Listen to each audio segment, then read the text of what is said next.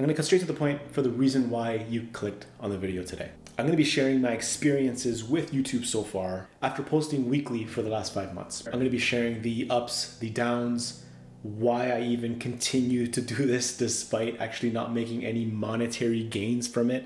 Obviously, this is a finance channel, so there's gotta be money involved somehow, so I'll be talking about that a little bit too.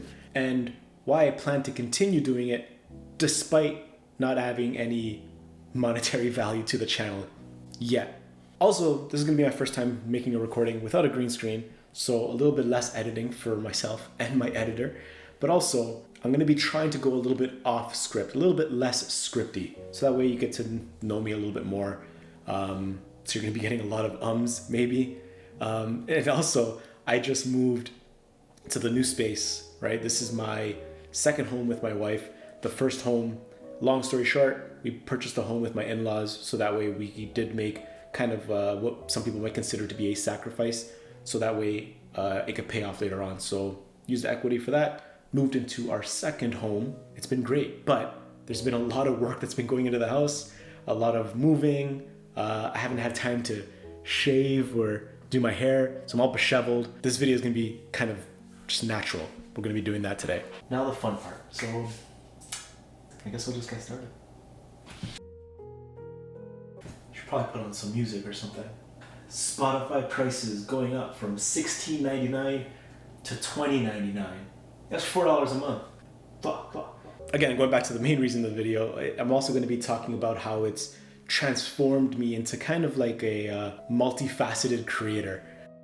It's really been pushing my boundaries of creativity and challenging me to learn a lot of new skills that I've never thought I had, and unlocking skills that I've never thought I could have. So if you've ever considered starting a YouTube channel or ever just curious, kind of like a peek behind the curtain kind of thing, then stick around till the end. I'd really appreciate it. And again, no green screen.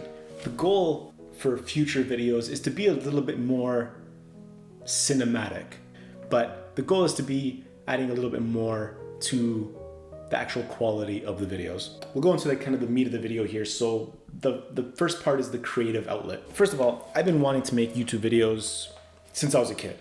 Since watching F&D films or watching Ronaldinho do trick shots on early YouTube, 2006, 2007. Everything about it was just always just fascinating to me. It was kind of like a nice little escape that you could just watch whatever you want, whatever you could put your mind to, whatever you think you can search. Chances are you could find it on YouTube.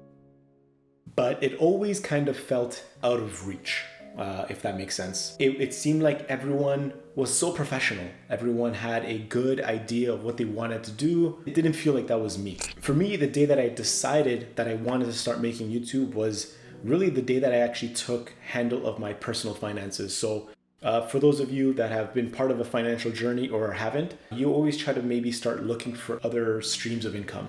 So I have my primary job, which provides all of my income really. But I'm always reading and learning that most people don't get financially well off until they have other streams of income. So my thought was, okay, I'm gonna start looking for other streams. Before we moved in, I drew out like this whole schematic thing to make the room kind of fit for the studio, but also home office for full-time job thing. We'll see if my schematic worked out. Or at the end of last year, 2023, I wasn't really sure what I wanted to do. I was just searching a whole bunch of things. I was searching up affiliate links, just providing affiliate links without having any form of social presence. I was considering renting out my car on Turo, opening up a Shopify web store. Don't know what I would be selling. At the beginning of this year, again, that was always in the back of my mind. I started the new year thinking, listen, I'm pretty well off financially. I'm not rich, but I do have a good path in front of me financially because I've been studying and learning what I needed to do. In about April or May, I was laid off from my full-time job. Luckily enough, the job that I had paid a pretty hefty severance package because I was there for a fairly long time. And again, I did have an emergency fund before the layoff, so I wasn't really concerned financially, but I knew that at that moment, that was the push that I needed. That severance assisted in obviously paying off a lot of things at home. I was, again, fortunate enough to find a job shortly after. But again, that was the push. In late April or early April, I was like, you know what? I'm using this money to fund what I want to do with YouTube. I'm going to start. Obviously, this is a finance channel, so I'm going to get to the point eventually. Hang around a little bit. I'm going to talk about the money I spend in it, the goals of this channel, and then the future of this as a whole. Throughout all of this, and maybe you could tell from the thumbnail, there's a lot of different skills that go into making YouTube that, again, I never thought I would need, or that I never thought that I actually naturally had. For example, script writing, like putting down ideas. Like I never thought that'd be something I could do. I'm not saying that I'm the best writer. Again, I'm trying to become someone who's not necessarily on script all the time. For example, today's video is a lot of bullet points and me just talking to the camera, which brings me to the next skill, which is filming yourself. It's not natural. It doesn't feel like I should be filming myself and just talking to a lens. It's an unnatural thing, but again, I'm trying to become a little bit more comfortable with it. And then it goes into things like video editing, something that wasn't really natural to me, but I'm really good at Googling shit. So if at any point I'm like, hey, I wonder how people do a transition screen, I'm just a fan of learning it, especially if it's something that I enjoy doing, like this creative outlet of YouTube. Thumbnail design is another one. You watch YouTube, and I'm sure most of you see other big YouTubers that have these teams that'll make thumbnails, and you try to think of like, how am I going to compete with that? I don't have any marketing background. I have no idea about anything on digital design, but you learn along the way. Spending so much time on just the desk being straight because the lines on the floor are different and the lines on the wall are different and the desk is a different shape. So it's not fitting. I'm not freaking out. At all. Not even a little bit. It's good. We're good. As of right now, this is kind of the themes that I'm working with, and the thumbnail design has just been another fun outlet. Another skill would be scheduling myself, trying to stay on schedule. So I've dedicated myself to putting a weekly video out for the audience. Again, my goal really is to try to help as many people as I can with their personal finances. I am not an expert. I'm a regular guy who would be considered a late bloomer who decided, you know what, I'm going to make a change financially. And then from there, I started just learning, reading, listening to podcasts as much as I possibly can. And I'm putting it out there for those who have not started their personal finance journey. So there's a lot of joy in creation. One, despite my mistakes, like the glitchy background of my green screen or my audio spiking and all of that, again, I'm genuinely having fun. I wasn't trying to be perfect off the bat. And it's also, it's forcing me to think in ways that I haven't thought before. It's bringing me out of my comfort zone, and it's allowing me to put content out there that could potentially help someone. The other side of that coin, of course, is the learning curve. So there are a lot of different challenges that I'm facing.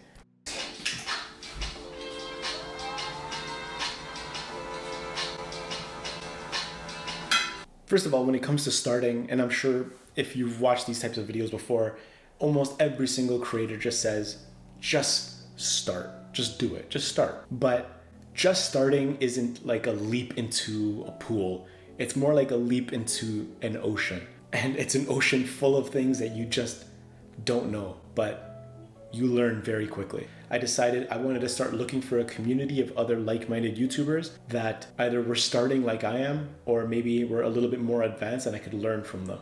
If you've ever considered joining a YouTube community, I'll put the link in the description. You can check them out. Without having that group of people, there's a lot of questions that you're just looking for on your own. Like, what do you edit with? What do I film with? What do I record audio with? How do I know if my videos are doing good? Is it just based off of views? Is it based off of how long they stay? And then it goes into the creative part of it. How do I write? Like, intro, body, conclusion. Like, is that how I should follow YouTube videos? The intros have to be captivating, but how do I keep people around? Like, so many things you have to consider when you're starting a YouTube channel. And then on top of that, it's like the tools that I use, not just the actual physical hardware, but the softwares. Like, it's not just YouTube. What editing software do I use? But like everything else, if you want to get good at something, you gotta keep doing it. Practice.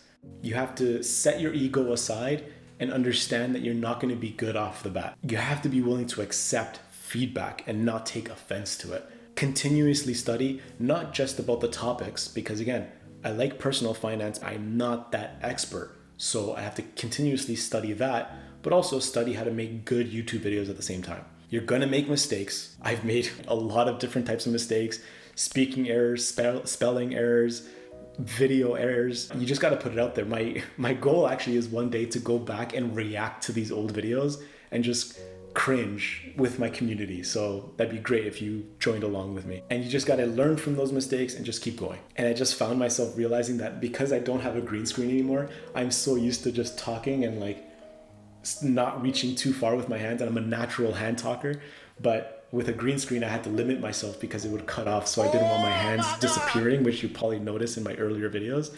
But now I don't have to worry about that so much. So I'm free to fling my hands around now. Now we're cooking. Thinking about what's kind of motivating me or what's forcing me to continuously learn is trying to help someone. I feel like if you're starting YouTube with the mindset that, oh, I want to make money off of this, you might be going into it with the wrong mindset. Of course, it's naturally in the back of your mind. It's like, okay, it would be great to be making money off of this. You're putting something out there that you genuinely like and you're getting paid for it. And I feel like that's everyone's goal. You want it to be accepted. And if it's accepted and you make money off of it, it's like a bonus. So in total, what I've spent on YouTube, because obviously I'm a personal finance kind of guy. So I have my spreadsheets that I use. So I've been tracking how much I spend on YouTube. Most of my money has gone towards my editor, but also I paid for things like that course. I paid for some softwares, and of course the hardware. So I keep track of all of it. So in total, I'm in YouTube maybe around like $3,500. And that's since June of this year. But again, that is money I set aside specifically for this. So it's not taking away from my mortgage or my food or anything like that, because I automate it. My pay comes in, it goes into my YouTube channel account in my bank, and that's it. I'm not just investing money into this, but also time. Despite getting things like a cheap camera, a friend of mine gave me this microphone, any type of free softwares, but I also use paid softwares. A lot of what you see on YouTube can be done for free. You don't need to pay for really anything, maybe outside of a camera and a laptop. For example, I'm not the best editor, so I did outsource editing. So that way I had a professional take care of it, as opposed to having a really steep learning curve for myself. I am the type of person where spending motivates me. If I'm gonna spend money on something, I'm gonna go all in. I'm gonna invest my time. I'm gonna put a lot of my mental capacity into it. That's my mentality behind this. If I'm gonna put money into it, I'm actually gonna go to this and spend time doing it. And when it comes to the time that I spend doing this, I try to schedule myself to a point where I'm not spending too much time. I don't want to take away from my personal life, but at the same time, I understand that I'm not gonna succeed if I don't spend that much time on this. So I try to dedicate at least 1 hour a day, 7 days a week. So maybe 7 hours a week. Maybe I'll go over a little bit. Sometimes maybe I'll go under. There are some weeks where I'll be very ahead. Maybe I'll record 3-4 videos ahead of time. And then I'll maybe like take a week off. So that's kind of a big benefit of making YouTube videos. I'm gonna kind of share my experiences with the setbacks and how I've kind of overcome them. So first, and naturally, almost daily, I feel like a failure. This is stuff. But like I've mentioned in one of my shorts, and I'll put the link in the description or somewhere up here, what I'm trying to say is life is a lot of downs, and then you experience 10 of them, but that one up that you experience will outshine all the other 10 bad things. One of the main reasons I keep going is like comments like these. People that reach out and say, hey, like, thanks for helping me. Thanks for the feedback, or thanks for the information I was searching for. It's very helpful. That's the gratifying part of it. But on top of that, I'm having fun. On a daily basis, I'll learn something, or I'll watch a video, or I'll write a script. I'll read it back and be like, you know what, that was fun. I recently had my first video reach 1,000 views. That's more like a vanity metric. What really made it feel really good was how long people stuck around to watch the video. And that's where you start feeling that sense of, you know what, maybe I'm helping someone. If I'm being honest, yeah, it feels great. Like, it's like, oh, sweet, I got a couple hundred views, or I got like 10 likes, which means it's like, sweet, it's kind of working. People like me. That's what it feels like. But again, it is, I know it is vanity. I'm trying not to get too wrapped up in that. I'm trying to focus more on the content and the quality that I'm putting out. It's great. Thank you. Keep liking and commenting. I'm not saying not to. But if you ever have any suggestions, or if you have a recommendation of a video I want to watch, Put it in the comments. Let me know what you want to see. What are the odds? We got our first snow. Snow now. And I don't have a shovel yet. So now the long-term vision of this channel is really right now to just keep improving. I'm big on just 1% every day. I'm not trying to be the best. I'm not trying to be Mr. Beast or anything like that. Who knows? Maybe I might be. But I'm not trying to do that right now. Right now, I'm enjoying what I'm doing and I'm just trying to get a little bit better every single time. My other goal is really to provide value for you. I want you to watch my videos, to take a little bit of that advice and apply it to your life. I read the books. Okay, I don't read the books. I listen to the audiobooks. I listen to podcasts on personal finance. A lot of people might find that boring. So subscribe if you do find that boring, and you can just watch a 10-minute video here of personal finance, and I'll just put that information up there for you to watch. Before even starting this YouTube channel, I consider starting a faceless YouTube channel. And if you don't know what that is, it's a channel run by someone without a face. They don't have a face. But in reality, what it is someone who pays someone to write a script, someone to do the voiceover, someone to do a whole video on basically B-roll. So like, this is B-roll, what you're seeing right now, this is B-roll. And then they send it back to you and you post it. So really you are just like the hub. So that's what I was considering doing. That's what I was researching, how to be a faceless YouTube channel, because all I wanted to do was make money at that point. Then I joined that YouTube community that I was talking about a little earlier, link in the description if you've ever considered it. If you want to DM me, go to my Instagram, send me a message if you have questions. But I knew that I wanted to post on July 1st. That was the date. I set myself a date and said my first video is going out July 1st. So I started looking for editors and scriptwriters and thumbnail designers, voice actors on Fiverr to try to math this all up. And I'm realizing, I'm like, first of all, it's extremely expensive. If you ever see those faceless YouTube gurus talking about it only costs $100 per video, they're lying. In Canadian dollars, it came out to be very expensive. Even with those price tags, I was still actually willing to commit to doing that. But I think it was maybe the day before I posted my video, or the weekend before I posted, it was the weekend before I posted my first video, I decided, you know what? Fuck it. I just literally put my phone camera right in front of me and said, I'm gonna record myself. I wrote the script real quick and I put it out there. The video did pretty good, like all things considered, for my first YouTube video. I don't mind if you go watch it, but it's super cringy. Maybe one day again I'll react to it live. All right. I think we're kind of in the home stretch. Just a little bit of extra stuff here. I'm gonna put something in the background. Just don't know what yet.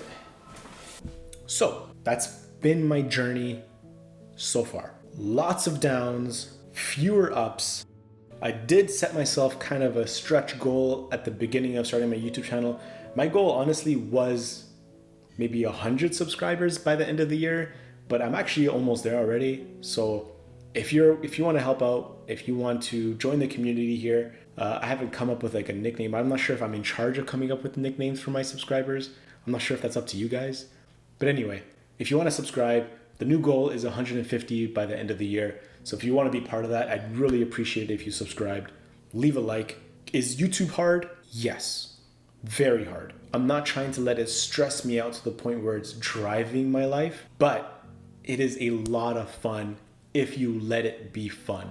And I want you to know that whatever that thing is that you want to do or that you want to accomplish, you can do it. Sometimes you could be too scared, or you feel like that goal is just so out of reach that it's impossible. Believe me, I've felt the same way several times. In reality, I hate to say it, but to sum it up, you really just got to start. You do not know what you're capable of until you try. That's it for today's video. I'll see you in the next one. Thank you for watching. This is kind of a new setup. It's gonna be fun. I know that much.